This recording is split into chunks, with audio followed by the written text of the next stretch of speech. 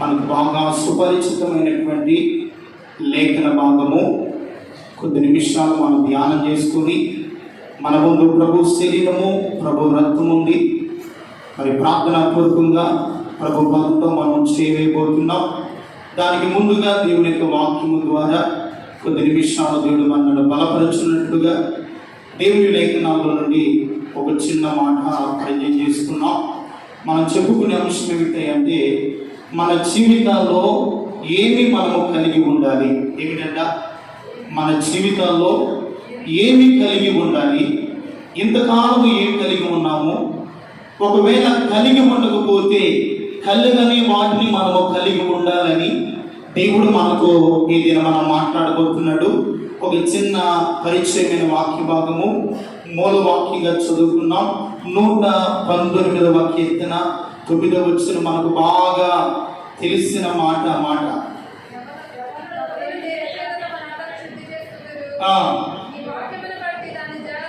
ఈ మాట చూద్దాం. నీ వాక్యమును బట్టి దానిని జాగ్రత్తగా చూచుకున్నట చేయండి కదా. తరలవచ్చండి, ప్రార్థన చేసుకున్నాం. పరిశుద్ధుడైన దేవా, నీ నామమునకు వందనాలు, స్తోత్రాలయ్యా. చదివిన వాక్య భాగాన్ని దీవించండి, మాతో మీరు మాట్లాడండి. వాక్యం అనేది ప్రజలు నీవారు, నిలబడిన మనుషుడు కేవలం వచ్చేవాడు. బలహీనుడు గనుక మీరు మరుగు చేసినైనా మీ బిడ్డలకు అర్థమయ్యే రీతిలో ఈ దినమున మీరు మాట్లాడి మీ నామములకు మహిమ తెచ్చుకున్నామని యేసు పరిశుద్ధ నామములో ప్రార్థించి వేడుకొనుచున్నాము తండ్రి, ఆమేన్. హల్లెలూయా. మనం చదువుకున్న లేఖన భాగము మనకు బాగా సుపరిచితమైనటువంటి లేఖన భాగము. ఈ 119వ కీర్తన 9వ వచనం, నీ వాక్యమును బట్టి దానిని జాగ్రత్తగా చూచుకున్నట చేతనే కదా. మన జీవితంలో ఏది కలిగి ఉండాలి అన్నా, ఏది మనము పొందుకోవాలి అన్నా, ఒకవేళ ఏ ఆశీర్వాదానికి మనము వారసులు అవ్వాలి అన్నా, ఇదిగో నీ వాక్యమును బట్టి దానిని ఏం చేయాలంట, జాగ్రత్తగా చూసుకున్నట చేతనే కదా. ఒకవేళ దేవుని వాక్యాన్ని బట్టి ఇంతకాలం మన ఆత్మీయ జీవితంలో మన నడవడికను జాగ్రత్తగా చూసుకోకపోతే, ఈ మధ్యాహ్న సమయంలో దేవుడు మనతో మాట్లాడుచుండగా మనం ఏది కలిగి ఉండాలో, ఏది మన జీవితంలో పొందుకోవాలో దాని గురించి ఆలోచిస్తూ ఒక మెట్టు మనం ముందుకు వెయ్యగలిగితే, నిశ్చయముగా నా దేవుడు మీ ఆత్మీయ స్థితిని కానీ, నీ భక్తి జీవితాన్ని కానీ, నీకున్నటువంటి పరిశుద్ధమైన జీవితాన్ని కానీ దేవుడు ఒక ఆశీర్వాదకరంగా, ఒక దీవెనకరంగా మార్చడానికి నా దేవుడు సరిపోయినవాడు. ఎవరంటైనా మనకు సరిపోయినవాడు. అందుకని అన్నాడు, నీ వాక్యమును బట్టి దానిని ఏం చేయాలంట, జాగ్రత్తగా చూసుకోవాలి. ఏం చూసుకోవాలి? ఒకసారి మనము దేవుని వాక్యాన్ని బట్టి చూసుకోవాలి. మనకు ఎవరో చెప్పనక్కర్లేదు, మనకు మనమే దేవుని వాక్యాన్ని బట్టి మన భక్తి ఎలాగుందో, మన పరిస్థితి ఎలాగుందో, మన విశ్వాసం ఎలాగుందో, మన నడవడిక ఎలాగుందో దేవుని వాక్యాన్ని బట్టి మనము చూడగలిగితే, ఇదిగో నీ ఆత్మీయ జీవితంలో నువ్వు ఎలాగున్నావో, ఎలాగ నడుస్తున్నావో, ఎలాగ జీవిస్తున్నావో, ఇదిగో పరిశుద్ధాత్మ దేవుడు బహు స్పష్టంగా నీకు బయలుపరుస్తాడు. హల్లెలూయా. ఏం చేస్తాడు ఆయన? బహు స్పష్టంగా నీకే ఆయన బయలుపరుస్తాడు. కాబట్టి ప్రియమైన వారలారా, మన జీవితాల్లో ఈ రోజున ఏమి కలిగి ఉండాలో ఒక చిన్న లేఖన భాగాన్ని చదువుకున్నాం.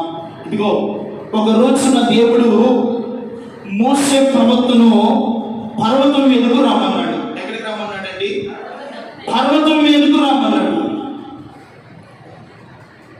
ఎప్పుడైతే దేవుడు చెప్పినట్లుగా మోసే పర్వతం మీదకు వెళ్తూ ఉండగా, అక్కడ పరిచారకుడు అయినటువంటి యెహోషువ కూడా మోసేతో పాటు వెళ్ళాడు. ఎవరితో పాటు వెళ్ళాడు? మోసేతో పాటు వెళ్ళాడు.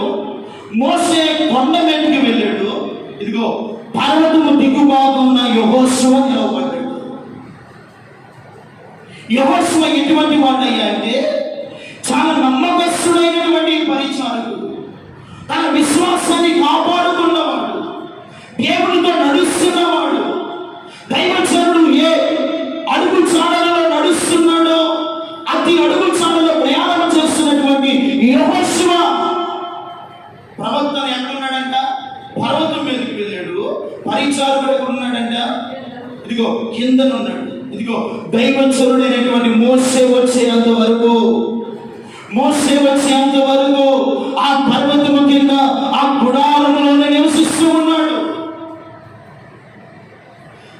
అహరోను గాని ఇశ్రాయేలు ప్రజలు గాని మోసే రాకపోతే దేవునికి వికలమైన కార్యాలు చేస్తూ దేవునికి విరుద్ధమైనటువంటి బొమ్మలు తయారు చేసుకొని ఇదే దేవుడిని ఆరాధిస్తూ ఉంటే యెహోషువ మాత్రము దైవజనుడు ఏ మార్గంలో వెళ్ళాడు, ఏ వాక్యానికి కట్టుబడి ఉన్నాడో, ఏ దేవుని అడుగు చాడలో నడుస్తున్నాడో ఆ దేవుని అడుగు చాడను బట్టి యెహోషువ కూడా ప్రత్యేకంగా జీవిస్తూ గుడారములో నిలిచి ఉన్నాడు. దేవుని స్తోత్రం కలుగును గాక. ఎక్కడ నిలిచి ఉన్నాడంట? గుడారంలో నిలిచి ఉన్నాడు. సాగులు వచ్చేంత వరకు, దైవజనుడు వచ్చేంత వరకు, ప్రవక్త వచ్చేంత వరకు తన యవన కాలాన్ని, తన పరిస్థితులను కాపాడుకుంటూ వారితో కూడా కలిసి చిందులు వేయలేదు, కలిసి వారితో పాటు కేంద్రులు కొట్టకుండా ఏ సేవకులు ఉపదేశానికి పట్టబడ్డాడో ఆ ఉపదేశ క్రమములు నడిపించబడుతూ పరిశుద్ధతను కాపాడుకుంటున్నాడు యెహోషువ. దేవుని స్తోత్రం కలుగును గాక. అందుకంటాడు యవనస్తులు దేని చేత తమ నడకను శుద్ధిపరుచుకుంటారు. ఇది యవనస్తులకు మాత్రమే కాదండి, ప్రతి క్రైస్తవుడు ప్రతి ఆధ్యాత్మికమైన జీవితంలో దేవుని కొరకు జీవించాలని ప్రయాణం చేస్తున్న మనందరికీ చెందిన వాక్యం. దేని చేత మన అడుగులు స్థిరపరచబడతాయి, మన భక్తి స్థిరపరచబడుతుందంటే దేవుని వాక్యమును బట్టి. దేవుని స్తోత్రం కలుగును గాక. దేని బట్టి అండి? దేవుని వాక్యమును బట్టి. అయితే జరిగిన కార్యం ఏమిటంటే, ఇలాగూ నమ్మకస్తుడుగా ఉన్నటువంటి యెహోషువ జీవితంలో జరిగిన కార్యం ఏమిటంటే, ఇదిగో యెహోషువ గ్రంథము 8వ అధ్యాయం 18వ వాక్యాన్ని మనం చూస్తే,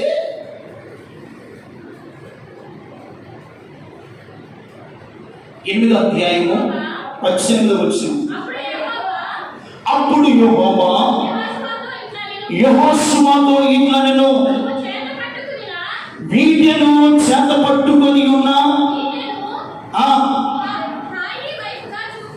హాయి వైపుగా చూపుము, ఆ పట్టణమును నీ చేతికి నేను అప్పగించదను. దేవుని స్తోత్రం కలుగును గాక. ఇది జరిగిన కార్యం ఎప్పుడయ్యంటే, మోసే మృతి నొందిన తర్వాత, యెహోషువ నాయకుడైన తర్వాత హాయి అనే పట్టణం ఉందంట. ఏ పట్టణం అంటే? హాయి అనే పట్టణం ఉంది. ఆ పట్టణానికి అతను వెళ్తున్న ముందుగా దేవుడు మాట్లాడుతున్నాడు. అప్పుడు యెహోవా యెహోషువతో, నీ చేత పట్టుకొని ఉన్న ఈటెను హాయి పట్టణము వైపుగా చాపుము. దేవుని స్తోత్రం కలుగును గాక. ఏమిటన్నా? చేతన పట్టుకొని ఉన్న వీటె. దేనికి సాదృశ్యమై అంటే దేవుని వాక్యమునకు. దేనికంటే? దేవుని వాక్యమునకు. ఇదిగో యెహోషువ, నీ చేత పట్టుకొని ఉన్న వీటెను హాయి పట్టణము వైపు చాపు. యెహోషువ ఏమి కలిగి ఉండాలో దేవుడు చెప్తున్నాడు. ఇదిగో నీ చేతన పట్టుకొని ఉన్న వీటెను, నీకున్నటువంటి శ్రమనే హాయి పట్టణం వైపు నువ్వు చాపు. నిశ్చయముగా నీ చేతికి ఆ పట్టణమును అప్పగించదను. దేవుని స్తోత్రం కలుగును గాక. నిశ్చయంగా ఏం చేస్తానన్నాడు? పట్టణాన్ని నీకు అప్పగించదను. దేవుని బిడ్డలారా, ఈ రోజున నీ చేతిలో ఏముంది? ఈ రోజు నీ చేతిలో ఏముంది? ఈ రోజున చాలా మంది చేతిలో ఉంటుందండి. ఏముంటుంది? ఏంటి? ఒక సెల్ ఫోన్ ఉంటుంది ప్రతి ఒక్కరి చేతిలో. చిన్న బిడ్డలు లేరు, యవనస్తులు లేరు, పెద్ద లేరు, ప్రతి వారి చేతిలో ఏముంది? Cell phone. నీ చేతిలో ఉండవలసింది ఇదిగో యెహోషువ చేతిలో మీడియం ఉంది. ఏది కలిగి ఉన్నాడయ్యా అంటే వాక్యాన్ని కలిగి ఉన్నాడు. వాక్యమై ఉన్న దేవుని యెహోషువ కలిగి ఉన్నాడు. దేవుని స్తోత్రం కలుగునుగాక. ఎవరిని కలిగి ఉన్నాడు? దేవుని కలిగి ఉన్నాడు. వాక్యమై ఉన్న దేవుని వాక్యం అనే మీడియం కలిగి ఉన్నాడు. కనుకునే శత్రు సమూహాన్ని దేవుడు యెహోషువ చేతికి అప్పగించి తన జీవితంలో ఏ జయము పొందుకోవాలో, ఏ ఆశీర్వాదము పొందుకోవాలో, ఏ నూతనమైన కార్యాలను అనుభవించాలో అట్టి కార్యములను నా దేవుడు యెహోషువ జీవితంలో చేశాడు. హల్లెలూయా. నీ జీవితంలో కూడా గొప్ప కార్యాలు మీరు పొందుకోవాలి అంటే నీ చేతిలో వాక్యం అనే వీట ఉండును గాక. వాక్యం అనే వీటిని చేతిలో, ఈ వాక్యం అనే వీటిని ఏం చేస్తున్నంటే అగ్ని బాణములను ఆర్పగల ప్రతి శక్తి దేవుని వాక్యమునకు మాత్రమే ఉన్నది. హల్లెలూయా. దేనికి మాత్రం ఉందంట? దేవుని వాక్యానికి మాత్రమే అంత శక్తి ఉంది.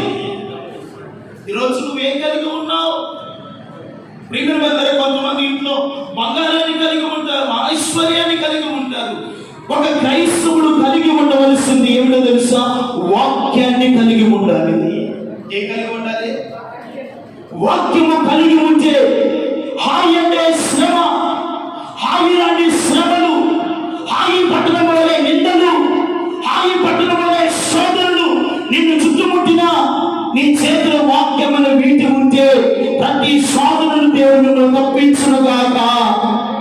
శోధనను మీరు తప్పించారు, శ్రమ నుండి మీరు కాపాడబడతారు, ప్రతి పరిస్థితులలో ఆశీర్వదించబడతారు. ఈ రోజు నీ చేతిలో ఏముంది? వాక్యం అనే వీటి నీలో ఉందా? వాక్యం అనగా దేవుడు అండి. వాక్యం అంటే బైబిల్ కాదు. యోహాను సువార్తలు అంటాడు, ఆది యందు వాక్యం ఉండెను, వాక్యము దేవుని యందు ఉండెను, ఆ వాక్యమే దేవుడై ఉండెను. దేవుని స్తోత్రం కలుగునుగాక. ఆ వాక్యమే కృప సత్య సంపూర్ణంగా మన మనసులో నివసిస్తున్నాడు. చప్పటి వరకు దేవునికి మహిమ కలుగునుగాక. ఆ వాక్యమే మన మధ్యలో నివసిస్తుంది. కనుక నీ చేతిలో ఏం పట్టుకోవాలి? వాక్యమనే ఈటెను పట్టుకోవాలి. వాక్యమనే ఈట నీ చేతిలో ఉంటే, వాక్యమనే ఖడ్గము నీ చేతిలో ఉంటే ప్రతి సాధన అధిగమించే కృప నా దేవుడు నిన్ను కలుగు చేయునుగా. యెహోషువ వాక్యమనే వీటిని కలిగి ఉన్నాడండి. ఆ దేవుని కలిగి ఉన్నాడండి. ఈరోజు నువ్వు ఏం కలిగి ఉన్నావు? వాక్యాన్ని కలిగి ఉంటున్నావా? పరిశుద్ధతను కలిగి ఉంటున్నావా? విశ్వాసాన్ని కలిగి ఉంటున్నావా? ఒక దేవుని కొరమైన నమ్మకమైన జీవితాన్ని కలిగి ఉంటున్నావా? నమ్మకంగా దేవుని ఆరాధించే ఒక సహవాసంలో నువ్వు నిలవగలుగుతున్నావా? ఏమి కలిగి ఉన్నావు నీ జీవితంలో? ఒకవేళ ఈ రోజున ఏమి కలిగి ఉండలేని నిస్సాయ స్థితిలో ఉండి దేవుని మందిరానికి వచ్చినట్లయితే ఈ రోజున మీరు సమృద్ధిగా ఇదిగో నీ చేతిలో వాక్యం అనే వీటి ఉంటే ఆశీర్వాదం మీ తల మీద దిగవచ్చును గాక. కృప మీకు కలుగును గాక. వాక్యం అనే వీటి మీద ఉన్నది. వాక్యం అనే వీటి మీద ఉంటే ఎన్ని శోధనలు వచ్చినా తప్పించబడతారు. ఆనాడు ప్రియమైన వారా, ఇదిగో బాబులేనులో దాగోను గుడి యొద్ద ఇదిగో యెహోవా మందస్సం ఎక్కడుందంట? యెహోవా మందస్సము దాగోను గుడిలో పెట్టబడింది. ఎక్కడ పెట్టబడిందండి? దాగోను గుడిలో పెట్టబడింది. ఏ మందస్సము? యెహోవా మందస్సము, దేవుని సన్నిధి. ఆనాడు దేవుని సన్నిధి మందస్సం మీద దిగి వస్తుంది. ఆ మందస్సాన్ని ఇదిగో ఒక దేవత గుడిలో పెట్టారు. జరిగింది ఏమిటో తెలుసా? ఆ దేవత గుడిలో పెట్టబడి ఉన్నటువంటి మందస్సుము ఎదుట ఇదిగో ఆ బాబేలు గోపురంలో ఉన్నటువంటి ఆ యొక్క బయలు అనే విగ్రహము ప్రియమైన వాళ్ళరా ఇదిగో 3 ముక్కలుగా చెక్కలుగా మందస్సుము ఎదుట గొప్ప కూలి పడిపోయింది. దేవుని స్తోత్రం కలుగును గాక. ఏమైందంట? గొప్ప కూలి పడిపోయింది. కారణము దేవుని సన్నిధి, దేవుని కృప, దేవుని పరిశుద్ధత మీలో ఉంటే ఎన్ని సాధన, ఎన్ని పరిస్థితులు, ఎన్ని శ్రమలు వచ్చినా అవన్నీ కూడా కుప్పకూలి పడిపోవునుగాక. ఒప్పుకోల్చబడతాయి, శ్రమలను విడిపించబడతావు. కనుకనే నీ జీవితంలో వాక్యమని వీటిని కలిగి ఉండు. వాక్యమని వీటిని కలిగి ఉండాలంటే నీ వాక్యాన్ని బట్టి దానిని ఏం చేయాలంట? జాగ్రత్తగా చూసుకుంటే వాక్యమైన వీటిని కలిగి ఉంటే ఇదిగో ఒక ఆయి అనే పట్టణాన్ని చేయించడమే కాదు యెహోషువ, ఆ తర్వాత ఇదిగో పొంగుచున్న యోర్దాను నదిని కానీ అనేకమైన శత్రు సమూహాన్ని కానీ యెహోషువ చేతికి దేవుడు అప్పగించి జయము కలుగు చేయడానికి గల కారణము యెహోవా చేతిలో ఉన్న ఏం చేసి యెహోషువ చేతిలో ఉన్న ఏమిటంట? విద్య, వాక్యం అనే విద్య యెహోషువ చేతిలో ఉన్న కనుకునే పట్టణాలను దేవుడు యెహోవా చేతికి, యెహోషువ చేతికి అప్పగించాడు. దేవుని స్తోత్రం కలుగును గాక. పట్టణాన్ని అప్పగించాడు. ప్రియమైన వాళ్ళరా, ఈ రోజున నీ చేతిలో వాక్యమైన వీటిని కలిగి ఉంటే ఇదిగో అనేకమైన ఆశీర్వాదాలు నా దేవుడు నీ చేతికి అప్పగించును గాక, నీ బిడ్డలకు అప్పగించును గాక, నీ బిడ్డల జీవితాల నూతన కార్యాలు దేవుడు జరిగించును గాక. వాక్యమైన వీటిని కలిగి ఉంటాయి. వాక్యమైన వీటిని నువ్వు ఎంతగా కలిగి ఉంటావో నీ జీవితంలో అంత జీవితాన్ని పొందుకుంటావు. దేవుని స్తోత్రం కలుగును గాక. ఎంతకాలము అపజయ పరిస్థితుల్లో ఉన్నావా? నిందల పాలుతో ఉన్నావా? శ్రమతో ఉన్నావా? దరిద్రతో ఉన్నావా? సమస్యల ఊపిలో ఉన్నావా? ఈ రోజు నువ్వు కలిగి ఉండవలసిన ఏమిటో తెలుసా? ఈ లోకంలో వెండిని కాదు, బంగారాన్ని కాదు, దేవుని వాక్యాన్ని కలిగిన క్రైస్తవులుగా అడుగులు వేయడం కాక. ఒక క్రైస్తవుడుగా దేవుని వాక్యాన్ని ఇచ్చారంట, కలిగి ఉండి అడుగులు వేయి. వాక్యము కలిగి ఉండకుండా ఎన్ని అడుగులు వేసినా నీ అడుగులు వెనుకంచ వేయటమే కానీ ముందుకు సాగే ప్రయాణము లేదు. ఈ రోజున నీ జీవితంలో ముందుకు వెళ్ళాలనుకుంటావు కానీ వెళ్ళలేకపోతున్నావు. కారణం ఏమిటో తెలుసా? నువ్వు ముందుకు వెళ్ళాలంటే శ్రమలు నీ ముందున్నాయి, కష్టాలు నీ ముందున్నాయి, రోగాలు నీ ముందున్నాయి, పరిస్థితులు నీ ముందున్నాయి. ఇదిగో అలాంటి పరిస్థితులు, సముద్ర తీరం అందరి అనేకమైన సాధనలు నీ ముందున్నాయి. ఇవన్నీ కూడా తట్టుకొని నువ్వు వెళ్ళాలి అంటే వాక్యమైన వీటిను ఆయన పట్టణం మీదకు చూపినట్లుగా శ్రమల వైపు నీవు వాక్యమైన వీటిని చూపగలిగితే, వింటున్నారా? నీ చేతిలో దేవుని వాక్యాన్ని పట్టుకొని నీ శ్రమల వైపు వాక్యమైన వీటిని నువ్వు చూపగలిగితే శ్రమలన్నీ తొలగిపోవును గాక, రోగములన్నీ తొలగిపోవును గాక, సమస్యలన్నీ పటాపంచలవును గాక. యెహోషువ హాయి పట్టణం వైపు వీటిని చూపిస్తా ఉన్నాడు. ఈ రోజున నీ చేత వాక్యాన్ని పట్టుకొని నీ శ్రమ వైపు దేవుని వాక్యాన్ని చూపించు. సాతాను దేనికి భయపడతాడు తెలుసా? ప్రియమైన వారా, ఒకటి వాక్యానికి భయపడతాడు, రెండవది ప్రార్థన జీవితం బట్టి వాడికి భయం. ఏమిటంట? ప్రార్థన జీవితం బట్టి వాడికి భయం. నీ జీవితంలో శోధన శ్రమలు జయించాలి అంటే నువ్వు మోకరించే వరకు ఇదిగో సాతాను శోధన నీ ముందున్నావు, శ్రమలు నీ ముందున్నావు. నువ్వు ప్రార్థన చేస్తూ ఉంటే వాడు నీ ఎదుట నిలబడలేడు. యెహోషువ చేతిని ఒకటే ప్రార్థన చేసి వాక్యమని వీటిను హాయి అనే పట్టణం వైపు చూపించాడు.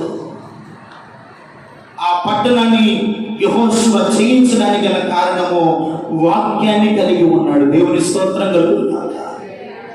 ఈ రోజున నీ శ్రమను నువ్వు జయించాలి, నీ కష్టాన్ని నువ్వు జయించాలి, నీ రోగాన్ని నువ్వు జయించాలి అంటే ఇదిగో యెహోషువ వలె మీరు కూడా వాక్యమైన వీటిని పట్టుకోవాలి. దేవుని స్తోత్రం కలుగునుగా. ఏం పట్టుకోవాలండి? వాక్యమైన వీటిని పట్టుకోవాలి. ఆయన పట్టణం లాంటి శ్రమల వైపు నువ్వు చూపగలిగితే శ్రమ నీ ఎదుట నిలబడుతుంది. దేవుని స్తోత్రం కలుగునుగా. శ్రమ నీ ముందర నుండి పారిపోతుంది. భయపడవద్దు. రెండవ పాయింట్ చూస్తే రూతు గ్రంథం 3వ అధ్యాయం 17వ వాక్యాన్ని చదువుతుంది. రూతు గ్రంథం 3వ అధ్యాయం 17వ వాక్యం. నీవు వట్టి చేతులతో నీ అత్త ఇంటికి పోవద్దని చెప్పి అతడు ఈ 6 కొలల యావలను నాకు ఇచ్చెను అని దేవుని స్తోత్రం కలుగునుగాక. ఎవరిమే? రూతు. రూతు జీవితాన్ని మనకందరికీ కూడా తెలిసే. ఈ రూతు ఒక అన్యురాలు, ఒక మోయాబు దేశానికి సంబంధించినటువంటి రూతు. మోయాబు దేశంలోనే వివాహం చేసుకుంది, మోయాబు దేశంలోనే కాపురం చేసింది, మోయాబు దేశంలోనే భర్తను కోల్పోయింది. ఇగో మోయాబు దేశంలోనే సమస్తాన్ని కోల్పోయి ఒట్టి చేతులతో ఉంది. ఎవరో రూతు. తన అత్త బెత్లెహేముకు వెళ్తుంటే అత్తమ్మగారు నేను కూడా నీతో వస్తానంటే అని ఆమెతో పాటు ఏం చేసింది? బెత్లెహేముకి వెళ్ళింది. బెత్లెహేముకి వెళ్తే అక్కడ వారికి ఆహారము కొద్దువైందంట. ఏం కొద్దువైందండి? ఆహారం. చెప్పింది, ఇగో నా బంధువుడైనటువంటి పోయొచ్చున్నాడు, అతని పొలంలోకి వెళ్ళి పరిగెత్తుకుంటామా, దాంతో మనం ఆహారం తింటాము అని తెలియజేసి పంపించినట్టు. ప్రియమైన వాళ్ళరా, ఆ బోయాజు పొలము కాకుండా ఇంకా మిగులున్న పొలాలన్నీ కూడా చాలా ఉన్నాయి. చెప్పింది మాట ఏంటంటే, ఆ పొలములోనికి నువ్వు వెళ్ళాలి. దేవుని స్తోత్రం కలుగునుగాక. ఆ పొలములోనికే వెళ్ళి ఆ పొలములోని పరిగి వేడుకొనిరా. ఎవరు నిన్ను ఏమన్నా ఏమి పట్టించుకోవద్దు.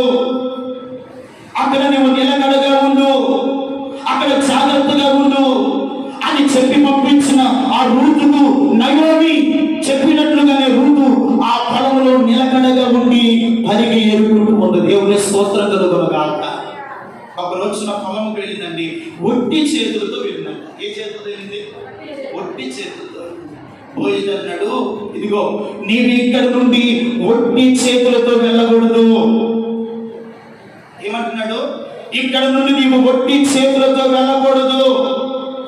దేవుని మందిరానికి పోటు వస్తూ ఒకవేళ ఒట్టి చేతులతో దేవుని మందిరానికి వస్తే ఏమి కలిగి ఉన్నావో, ఏమి కలగబోతున్నావో, ఏమి కలగాలని నువ్వు ఆశించి దేవుని మందిరానికి వచ్చావో, ఈ సంఘం అనే పొలంలో నువ్వు వచ్చావో, ఈ పొలంలో నువ్వు నిలకడగా ఉండి ప్రార్థన చేస్తూ భక్తిని కాపాడుకుంటూ వాక్యమైన ఈటిని కలిగి ఉంటే నా దేవుడు మిమ్మల్ని ఒట్టి చేతులతో పంపించేవాడు కాదు, సమృద్ధితో మిమ్మల్ని పంపించేవాడు. చెప్పలేదు దేవునికి మహిమ కలుగునుగాక. ఒట్టి చేతులతో నువ్వు వచ్చావు, ఒత్తిన ఖాళీ హస్తాలతో నువ్వు వెళ్ళకూడదు. ఒక ఆశీర్వాదం పొందుకొని మీరు వెళ్ళాలి. దేవుని స్తోత్రం కలుగునుగాక. అంటున్నాడు రూతు అన్నాడు, ఏమంటున్నాడు? నీవు ఒట్టి చేతులతో నీ అత్త ఇంటికి వెళ్ళొద్దు రూతుమ్మా. ఇదిగో ఈ 6 కొనల యావలను నీకు ఇచ్చిన. దేవుని స్తోత్రం కలుగునుగాక. ఏమిస్తున్నాడు? 6 కొనల యావలు. యావలు కృపగలిగిన ఆశీర్వాదానికి సాదృశ్యము. దేవుని స్తోత్రం కలుగునుగాక. నీవు ఒట్టి చేతులతో వెళ్ళవద్దు నీ అత్త ఇంటికి. ఒక సమృద్ధి గల దానిగా నువ్వు వెళ్ళాలి, ఒక ఆశీర్వదింపబడిన దానిగా నువ్వు వెళ్ళాలి. ఆ పొలములోనే దేవుని స్తోత్రం కలుగునుగాక. ఈరోజున సంఘం అనే పొలాలు చాలా ఉన్నాయి. ఏ పొలములో అంటే ఆ పొలములో నీవు వెళ్ళి పరిగి వేరుకోకూడదు. ఏది ఆత్మ సంబంధమైన సంఘమో, ఏది ప్రార్థన కలిగినటువంటి సంఘమో, ఏది దేవుని ఆత్మ చేత నడిపించబడుతున్న సంఘమో, దేవుని వాక్యం అనే కృపగలిగిన సంఘమో, ఏ అపోస్తల బోధ చేత కట్టబడుతున్న సంఘమో, ఆ సంఘం అనే పొలంలో మీరు నిలకడగా ఉండి పని చేయగలిగితే ఒట్టి చేతులతో వచ్చిన మీరు సమృద్ధితో నా దేవుడు పంపించునుగాక. ఈ పొలంలో ఎవరున్నాడో తెలుసా? ఇదిగో ఈ పొలంలో పాస్టర్ గారు కాదు, ఈ పొలానికి యజమానుడైన నా యేసయ్య ఉన్నాడు. చప్పలు కొట్టు. ఈ పొలంలో యజమానుడైన యేసయ్య ఉన్నాడు. ఈ యజమానుడు ఒట్టి చేతులతో మిమ్మల్ని పంపించేవాడు కాదు, సర్వ సమృద్ధితో పంపించేవాడు. ఒట్టి చేతులతో పంపించడు. ఒకవేళ నీ జీవితంలో, నీ బ్రతుకులో, నీ బిడ్డల జీవితాల్లో ఏ ఆశీర్వాదం పొందలేని స్థితిలో ఒకవేళ కార్యాస్థానంలో ఈ పూట దేవుని మందిరానికి వచ్చావు, ఈ పొలంలో నువ్వు నిలకడగా ఉంటే ఒక రోజు రానే వస్తుంది. నిశ్చయంగా పరమ యజమానుడు ఈ తోటలో ఉన్నాడు, మిమ్మల్ని ఆశీర్వాదాలతో నడిపించునుగాక, కృపలతో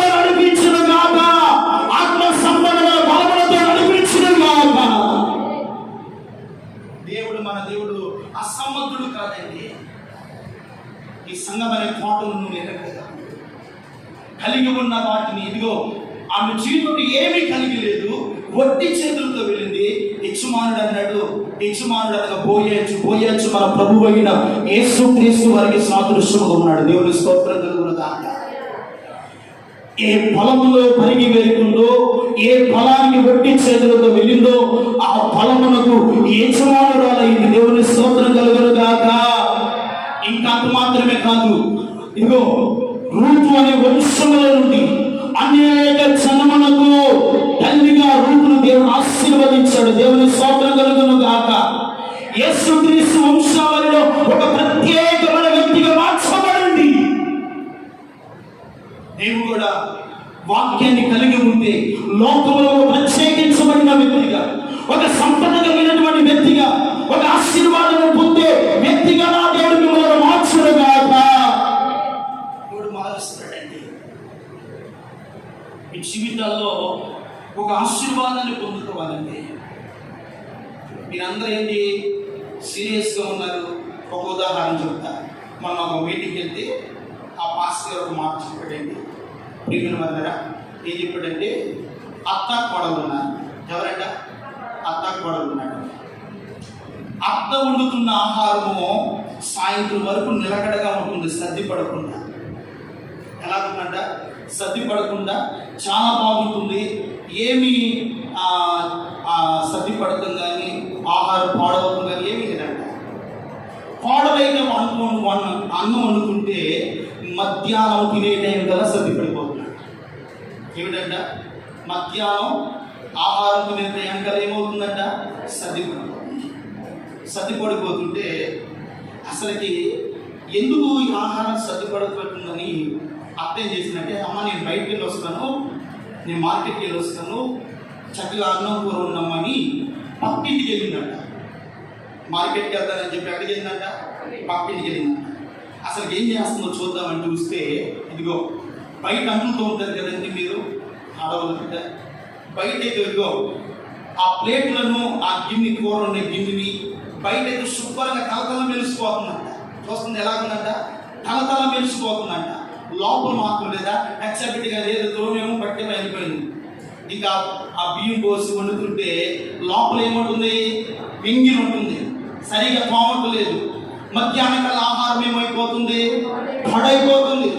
ఇదిగో ఆహారం పాడు కాకుండా ఉండాలంటే పాత్ర పరిశుద్ధంగా ఉండాలి. ఏంగా ఉండాలి? పాత్ర ఎలా ఉండాలి? పరిశుద్ధంగా ఉండాలి. ఏది ఆదరా బెదరేగా ఏదో తోమేమన్నట్లుగా ఎక్కడ ఎంగినట్లు పెట్టి బియ్యం పోసి వండేమనుకో ఆహారం ఏమైంది? పాడైంది. ఈ అక్క చూసినట్టుంది వెళ్ళింది కదా. ఎందుకు అన్నము సర్ది పడుతుందంటే ఇది పరిస్థితి. ఏమిటండి? ఇది పరిస్థితి. ఇక అత్తేదంట, అమ్మ నేను వండే ఆహారమనో సాయంత్రం వరకు బాగుంటుంది, నువ్వు వండే అన్నమనో మధ్యాహ్నానికి ఏమవుతుందంట? సర్ది పడిపోతుంది, పాడైపోతుంది. తల్లి నువ్వు బయట అయితే తెల్లగా కడుగుతున్నావు కానీ లోపల తెల్లగా కడగలమ్మా, అది పరిశుద్ధంగా ఉండాలమ్మా. ఆ గిన్నె శుభ్రంగా ఉంటే వండిన ఆహారము చెడిపోదు. దేవుని స్తోత్రం కలుగునుగాక. వండిన ఆహారం ఏమవుతుందంట? చెడిపోదు. కనుక కొత్త కోడలు కనుక జాగ్రత్తగా చెయ్యమ్మా అని చెప్పిందంట. డిన్నర్ దగ్గర అలా చెప్పినా కూడా మా అత్తే ఉండిద్దిలే, ఒళ్ళు బద్ధకం కదా ఆడవాళ్ళకి. కొంతమందికి ఇప్పుడు వచ్చిన జనరేషన్ ఏంటంటే సెల్ ఫోన్లు, ఇంకా ఈ టెక్నాలజీని బట్టి అన్నం వండే బిడ్డలు కూడా లేరండి. ఆన్లైన్లో చూసి ఉండే పరిస్థితులు ఎక్కువైపోయినాయి. కారణం ఏమిటంటే, ఇదిగో తల్లిదండ్రులైనటువంటి మనకు మన బిడ్డలకు ఏం చేయాలంట? పని చేయటం నేర్పించాలి అని నేర్పించాలి. అమ్మగారు అక్కడ సుఖపడి వచ్చి ఏం చేయాలంటే అది చేత కావాలి. అందుకని కోడల దగ్గర కూర్చోబెట్టి ఇలా కోమాలమ్మా, ఇలా చేయాలమ్మని చూపించిందంట. దేవుని స్తోత్రం కలుగునుగాక. దేవుని బిడ్డలారా, మన ఆత్మీయ జీవితంలో కూడా ఇదిగో ఒకవేళ మన జీవితాల్లో పైకి తెల్లబట్టలు వేసుకుంటున్నాం, పరిశుద్ధంగా ఉంటున్నాం, లోపల హృదయం ఉందో చూసారా? లోపల హృదయం దాన్ని శుభ్రంగా కడగపోయేమనుకో ఏమవుతావు? పాడైపోతాం, చెడిపోతాం, శుద్ధీకరించబడలేం, పరిశుద్ధపరచబడలేం. కనుకునే ఆనాటి శాస్త్రులు పరిశీలంట పల్లెని బయట శుభ్రపరుస్తున్నారు కానీ లోపల శుభ్రత లేదు. శుభ్రత లేకపోవడాన్ని బట్టి లేదు. దేవుని స్తోత్రం కలుగునుగాక. వాక్యం అనే వీటిని హృదయంలోకి వెళ్తే హృదయం ఎలా ఉంటుంది? పరిశుద్ధముగా ఉంటుంది. దేవునికి మహిమ కలుగునుగాక. ఇదిగో ఋతు హృదయము పరిశుద్ధంగా ఉన్నది కనుకనే ఒక ఆశీర్వాదించబడిన జనాంగానికి తల్లిగా దేవుడు ఆశీర్వదించాడు. దేవుని స్తోత్రం కలుగునుగాక. తన జీవితంలో ఒట్టి చేతులతో వెళ్ళింది కనుకనే గొప్ప ఆశీర్వాదాన్ని పొందుకుంది. దేవుని స్తోత్రం కలుగునుగాక. నీ జీవితంలో కూడా ఒకవేళ ఒట్టి చేతులతో వచ్చావా, నిస్సాయ స్థితిలో వచ్చావా, బాధతో వచ్చావా, ఈ ఆశీర్వాదాన్ని పొందుకోవాలని వచ్చావా, నిశ్చయముగా ఇదిగో ఈ పొలంలో నిలకడగా ఉండి ప్రార్థన చేసి భక్తిని కాపాడుకుంటూ పరిశుద్ధతను కాపాడుకుంటూ ఇదిగో ఈ వాక్యం అనే వీటిని కలిగి మీరు అడుగులు వేస్తూ ఉండగా మీ కొట్టి హస్తాలు నా దేవుడు బలపరచును గాక. నీ చేతిని నా దేవుడు సమృద్ధిగా పనిని కలుగు చేయను గాక. మీ వ్యాపారాలు, ఉద్యోగములు ఏ చిన్న పని చేస్తున్నా ఆ పనిలో నా దేవుడు దీవెన కలుగు చేయను గాక. ఆశీర్వాదాన్ని కలుగు చేయను గాక. మూడవదిగా ప్రియమైన బిడ్డలారా, రాజీ పడని భక్తి చేయాలి. చేస్తే ఏంటంట? రాజీ పడదు. దేంట్లో కూడా ఏం చేయకూడదు? ఏదైనా కలిగి ఉండాలి అంటే రాజీ ఉండకూడదు. రాజీ పడని భక్తి ఏమిటంటే షద్రక్, మేషక్, అబేద్నెగో వీళ్ళ భక్తి ఎటువంటిది అంటే దేవుని విషయంలో రాజీ పడేవారు. అసలు ప్రాముఖ్యంగా భక్తి విషయంలో మాత్రం రాజీ పడేవారు కాదే. ఏ విషయంలో నువ్వు రాజీ పడిపోతున్నావు? పవం విషయంలోనా, ఆచారాల విషయంలోనా? దేవుడిగా ఏమవుతుందిలే, ఒకసారికే కదా, ఈసారికే కదా, దేవుడు క్షమిస్తాడులే, కరుణామయుడులే, ప్రేమమయుడులే, ఆయన ప్రార్థన చేసుకుని క్షమించిన వాళ్ళని భక్తి విషయంలో రాజీ పడి వెళ్ళకోని చోటుకు వెళ్ళి తినకొడని ఆహారాన్ని తింటూ ఇదిగో అనేకమైన కార్యక్రమాలను పాల్గొంటూ భక్తి విషయంలో రాజీ పడుతూ వచ్చావా? నీ భక్తి ద్వారా దేవుడు ఏ సంతోషము చెందడు. నీ భక్తి ద్వారా నీ రాజీ పడే భక్తి ద్వారా దేవుని యొక్క ఏ మేలు పొందుకోలేవు. ఆనాడు షద్రక్, మేషక్, అబేద్నెగో, హనన్యా, అజర్యా అనే వారు భక్తి విషయంలో రాజీ పడలేదు కనుకనే దేవుడు అదిగో బబులోను సామ్రాజ్యంలోని ఆ నలుగురు మనుషులను దేవుడు గణపరిచాడు, హెచ్చించాడు. ఆ ప్రాంతానికి ప్రయోజకులుగా దేవుడు మార్చాడు. చెప్పలేదు దేవునికి మహిమ కలుగునుగాక. భక్తిలో ఎన్నడూ కూడా రాజీ పడలే వారు. బబులోను సామ్రాజ్యంలో కలిగి ఉంది తెలుసా? ఏమీ కలిగి లేదు, బానిసలుగా లేరని వారు కూడా ఒట్టి చేతులతో వెళ్ళారు. కలిగి ఉన్నది భక్తిని కలిగి ఉన్నది. దేవుని స్తోత్రం కలుగునుగాక. ఏ విషయంలో ఎన్ని సందేహాలు వచ్చినా, ఎన్ని సంశయాలు వచ్చినా, ఎన్ని సాధనలు వచ్చినా, అగ్ని వంటి పరిస్థితులు వచ్చినా పరీక్ష ఎదుట నిలబడ్డారు కనుకనే ఎక్కడ రాజీ పడిన అనుభవాలు వారిలో. ఈ రోజున మనము ప్రతి దానికి రాజీ పడుతున్నాం. ప్రతి దానికి అందుకే ఆశీర్వాదాన్ని పొందలేదు, సమాధాన స్థితిని అనుభవించలేకపోతున్నావు, దేవుని మేలును పొందుకోలేకపోతున్నావు. దేవుని ఆశీర్వాదాన్ని నీవు నీ కుటుంబం బిడ్డలు అనుభవించుకున్న ఉండడానికి కారణము భక్తి విషయంలో రాజీ పడే భక్తిని దేవుడు సహించడు. భక్తి చేస్తే చేస్తే నమ్మకంగా చేయాలి, స్థిరముగా ఉండాలి, భక్తిలో నిలకడగా ఉండాలి. రాజీ పడే భక్తి అన్నాడు కూడా చేయకూడదండి. దేవుడు మెచ్చడండి, దేవుడు ఆశీర్వదించడండి. దేవుని ఎదుట వారు భక్తిని కాపాడుకున్నారు, పరిశుద్ధతను కాపాడుకున్నారు, విశ్వాసాన్ని కాపాడుకున్నారు కనుకనే ఆ ప్రాంతాన్ని కదిలించే సాధనాలుగా దేవుడు మార్చబడ్డారు. రాజులు మాత్రమే కాదు, బబులోను సామ్రాజ్యంలో ఉన్న ప్రజలందరూ మార్చబడ్డారు. దేవుని స్తోత్రం కలుగునుగాక. కదిలిపోయారు. అంటున్నాడు దానియేలు, షద్రక్, మేషక్, అబేద్నెగోను ఆరాధిస్తున్న దేవుడే పూజార్హుడు. హల్లెలూయా. ఆయననే మీరు సేవించాలి, ఆయనకే నమస్కారం చేయాలి, ఆయన మీరు గణపరచాలి. ఆనాడు ఇశ్రాయేలు ప్రజలు భక్తి విషయంలో రాజీ పడుతున్నారు. యెహోషువ అన్నాడు, మీరు ఏ భక్తి చేస్తారో నాకు అవసరం లేదు, మీరు ఏ విషయంలో రాజీ పడుతున్నారో నాకు అనవసరం. కానీ నిశ్చయంగా నేను చెప్తున్నాను, నేను నా దేవుని వాక్యాన్ని కలిగి ఉన్నాను, నా దేవుని కలిగి ఉన్నాను. మీరు ఎవరిని సేవిస్తారో నాకు తెలియదు. తెలియదు కానీ నేను నా ఇంటి వాళ్ళు యెహోవానే సేవిస్తాము. చెప్పగలరు దేవునికి మహిమ కలుగును గాక. ఇదండి రాజీ పడాల భక్తి. మీరు ఎవరి వైపు చూస్తున్నారో, దేనిని సేవిస్తారో, దేన్ని ఆరాధిస్తారో నాకు సంబంధం లేదు. నేను నా ఇంటి వాళ్ళు మాత్రము ఇదిగో జీవము కలిగిన దేవుడు, సజీవుడైన దేవుడు, మరణాన్ని జయించిన వాడు, సమాధిని జయించిన వాడు, నా కొరకు ప్రాణం పెట్టిన యేసయ్యను మేము సేవిస్తాం.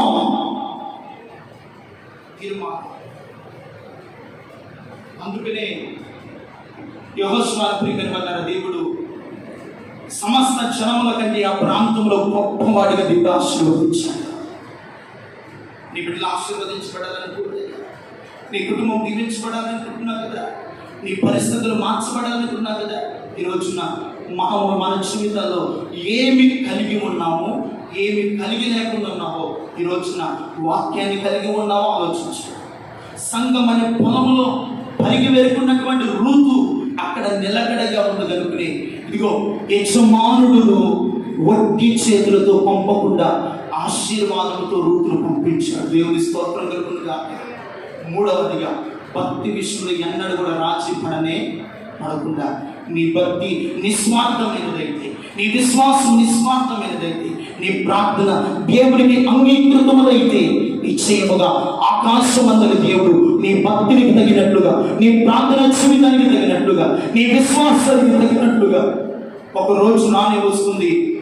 ఏమి కలిగి ఉండకుండా ఖాళీగా ఉన్నావో అన్ని కలిగి ఉండే కృప నా దేవుడు ఎడల విస్తరింప చేయనుగా.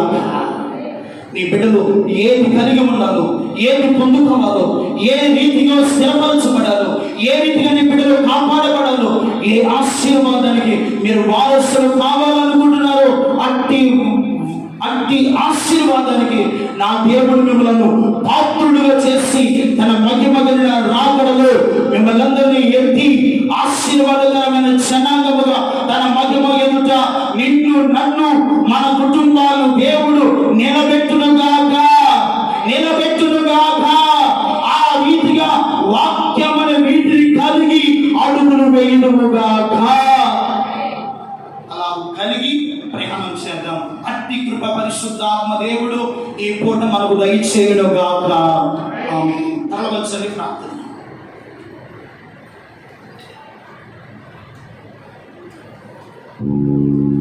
తలవంచు ప్రార్థన చేస్తున్నాం. దేవుడు బిడ్డ ఈ పూట దేవుడు తన వాక్యం ద్వారా మనకు మాట్లాడాడు.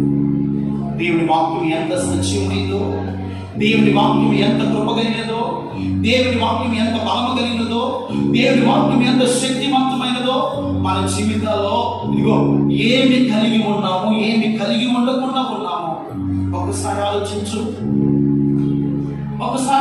దేవుని బిడ్డలారా, ఇదిగో నీ వాక్యమును బట్టి దానిని జాగ్రత్తగా చూసుకున్నట్టు చేతనే కదా. దేన్ని చూస్తున్నావు? నీ చేతిలో ఏం కలిగి ఉన్నావు? ఈ లోక సంబంధమైనవి కలిగి ఉంటే లోకము దాని ఆశ గతించిపోతాయి. ఈ లోకంలో ఏది కలిగి ఉన్నా అది క్షయమైపోతుంది. అక్షయమైన వాటిని కలిగి ఉండాలి. యెహోషువ పరిచారకుడుగా ఉంది, ఒక గుడారముల నమ్మకస్తుడుగా ఉంది, వాక్యమనే వీటిని కలిగి ఉన్నాడు, వాక్యమనే దేవుడిని కలిగి ఉన్నాడు. కనుక శ్రమ అనే ఆయన పట్టణం మీద చేయము పొందగలిగాడు. ఈ రోజున శ్రమని హాయి అనే పట్టణం వలె శ్రమని పొందనయ్యా.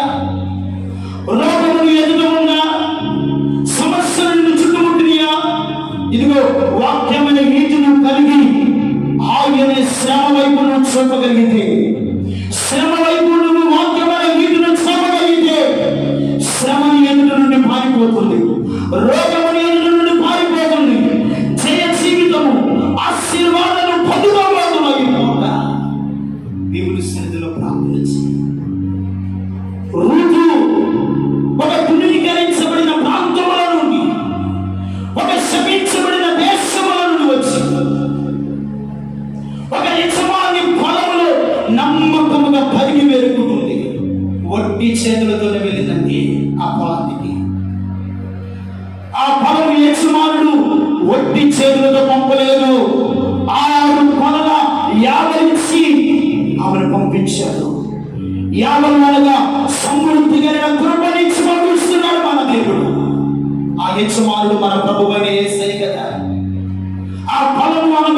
సంఘము నీవు నేనే కదా. ఒట్టి చేతులతో వచ్చావా? అయ్యా, నా ఒట్టి హస్తాలు బలపరిచయ్యా, నా ఖాళీ హస్తాలు బలపరిచయ్యా, నీ ఆశీర్వాదం నాకు ఇవ్వయ్యా. ప్రార్థన చేయి. మూడవదిగా, భక్తి విషయంలో ఎక్కడ రాజీ పడకూడదండి. ఒట్టి చేతులతో బబులోను సామ్రాజ్యానికి వెళ్ళారు. ఎన్ని శోధనలు వచ్చినా, అగ్ని వంటి శ్రమ పరీక్ష వారి ముందు నిలబడినా భక్తిలో రాజీ పడలేదు, తలదించలేదు, తలవంచలేదు, నమస్కరించలేదు. ఏ భక్తిని కలిగి ఉన్నారో ఆ భక్తిని నిలకడగా నిలిచి ఉన్నారు కనుకనే ఒట్టి చేతులతో వెళ్ళిన వారు బబులోను సామ్రాజ్యాన్ని తల్లకిందులుగా చేయవారుగా, బబులోను సామ్రాజ్యంలో ధనులుగా దేవుడు ఆశీర్వదించాడు. ఒట్టి చేతులతో ఉన్నట్టు దేవుడు ఉద్దేశం కాదు. ఆశీర్వాదం పొందుకుని అనుకుంటున్నాం. ఇదిగో మన కొరకు ప్రభు అయిన యేసయ్య పరమను విడిచి లోకానికి వట్టి హస్తాలతో వచ్చి తన మహిమనంతరికి ఇచ్చాడు, తన కృపనంతరికి ఇచ్చాడు, తన ఐశ్వర్యమంతరికి ఇచ్చి చివరికి ఇదిగో నీ కొరకు తన దేహము రక్తపు బొట్టు కూడా మిగిల్చకుండా నీ కొరకు ఆఖరి రక్తము బొట్టు కూడా నీ కొరకు మిగిల్చి వేసాడు. నీవు దీవించబడాలి, నీవు తన మహిమ ఎంత నిలబడాలని, ఆశీర్వాదానికి పాత్రుడుగా నిలబడాలి. నీ కొరకు దేవుడు అంత త్యాగం చేశాడు కదా, అంతగా ప్రాణార్పణముగా తన ప్రాణాన్ని ఇచ్చాడు కదా. ఈరోజు ఏం కలిగి ఉన్నావు దేవుని బిడ్డరా? లోకంలో ఉన్న వాటిని కలిగి ఉంటున్నావా? వాక్యాన్ని కలిగి ఉండు, వాక్యం అనే నీతిని కలిగి ఉండు. ఆశీర్వాదం నడిపించాలి. ప్రార్థన చేసుకుంటావా? ప్రార్థన చేసుకుంటా. నేను మీకు అప్పగించిన దాన్ని ప్రభువు పొందింది. ప్రభు అని యేసు తన అప్పగింపబడిన రాత్రి ఒక రొట్టెను పట్టుకుని కృతజ్ఞతాస్తుతులు చెల్లిసి దాన్ని విరిచి, ఇది మీ కొరకైన నా శరీరము, నన్ను జ్ఞాపకం చేసుకుని దీన్ని చేయించిపోయాను. భోజనమైన పిమ్మట మరొక పాత్రను ఎత్తుకుని కృతజ్ఞతాస్తుతులు చెల్లించి, ఈ పాత్ర నా రక్తము అనేటువంటి కృతజ్ఞత, మీరు దీనిలోని త్రాగులకు వెళ్ళాలి, ఆయన మరణంలో ప్రచురించుకున్నారు. ఇదిగో మన ముందు ప్రభు శరీరం ఉంది, ప్రభు దైవ బిడ్డలారా, ఒక విశ్వాసముతో భక్తితో వణుకుతో ఏమి కలిగి ఉన్నావో, ఏ పరిశుద్ధత కలిగి ఉన్నావో, ఒకవేళ ఏ అపవిత్రత కలిగి ఉన్నావో అపవిత్రత తొలగించుకొని వాక్యమైన వీటితో నీ హృదయం నింపుకొని పరిశుద్ధపరచుకొని శుద్ధీకరించుకొని యోగ్యమైన మనసుతో దేవుడి పనులు చేయాలి. ఎవడైనా అయోగ్యంగా దేవుని పనులు వేస్తే రోగులు అవుతారు, బలహీనులు అవుతారు. ప్రియమైన వాళ్ళరా, అట్టి దురవస్థ మనకు అవుతుందని ఎవరు మట్టుకు వాళ్ళు వాక్యపు వెలుగును బట్టి మనం పరీక్షించుకుని ప్రభు వాళ్ళు వేద్దాం. ప్రార్థన చేసుకున్నాం. ప్రభు శరీరాన్ని సాదృశ్యమైన రొట్టె కొరకు రోజు వినాలి గారు ప్రార్థన చేస్తారు. ప్రార్థన